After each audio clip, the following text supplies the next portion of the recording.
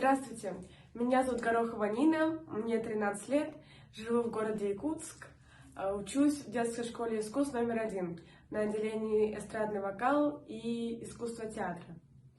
Сегодня я расскажу вам про Олонхо. Олонхо — это якутские сказания, как былины у славян.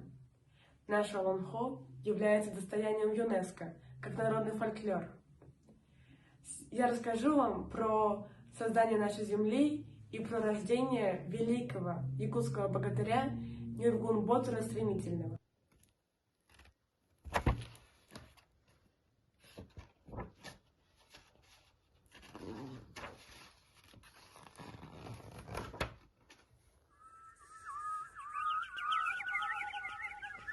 Далеко, за дальним хребтом давних незапамятных лет, где все дальше уходит грань грозных, гибельных, бранных лет, за туманной дальней чертой несказанных бедственных лет, когда 35 племен, населяющих средний мир, 35 улусов людских не появились еще на земле. В те времена была создана изначальная Мать-Земля.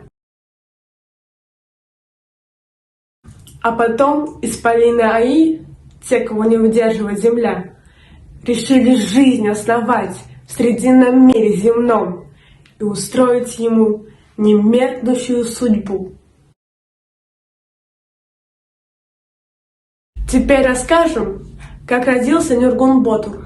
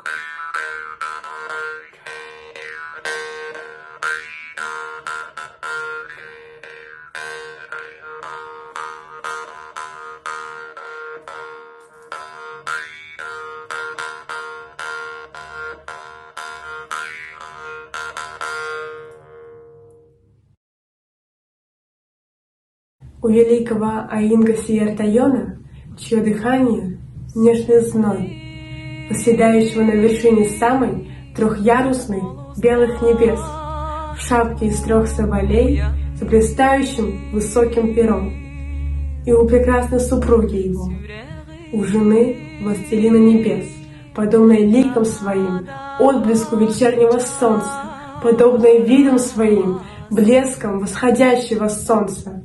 Аи Нуралдын Хатун. Родился сын богатырь. Непомерно тяжелое бремя свое не под силу ей было носить задолго до 9-лунной поры из чрева прекрасный Хатун, расторгнув утробу ее, одержимо неистовством бунтовским, выкатилось каменное дитя, звонко, отрывисто хохоча, пронзительно крича: «Эй вы, черные плуты, лукавые псы, на выворот мыслящие лжецы! Объедалы, готовые мир сожрать! Судьи и господа, кого вы вздумали испугать? Кого обуздать, проклятию предать? Вот пришел я вам на беду. По вашему грозному я суду вброд, как по мелкой воде пройду. Растопчу я, вихрем смету племя верхних аббасы, раздавлю жилища и очаги нижних аббасы. По ветру развею золой солнечный род Аи. Очень уж разбогатели вы, вознеслись, обнаглели вы, У пешего посоху конного плеть вздумали отбирать. Видно, с жиру взбесились вы. Ох, и задам я вам. Я заставлю верхний, надменный мир гласить, вопить. Я заставлю подземный мир скрежетать и выть. Я рыдать заставлю средний мир. Встревожились, поднялись по родичи 3 родов. Старейшины, главари. Горе нам, братцы, досада, беда. Злые он изрыгает слова. Из чрева матери выйдя едва, угрожает мошенник миру всему. Видно, злобный отроду нрав у него, видно, мысли на выворот у него. Пусть определяет Адун-Беиз, пусть повелевает Чингисхан, пусть решает Джилгатайон, а самим судить не под силу нам, судьба не подвластна нам. Пусть решают те, кому сила дана, судят те, кому право дано. Так сговаривались главари свирепых южных небес. Вняв речам 3 великим родом, Адун-Беиз, Чингисхан, Джилгатайон изъявили волю свою.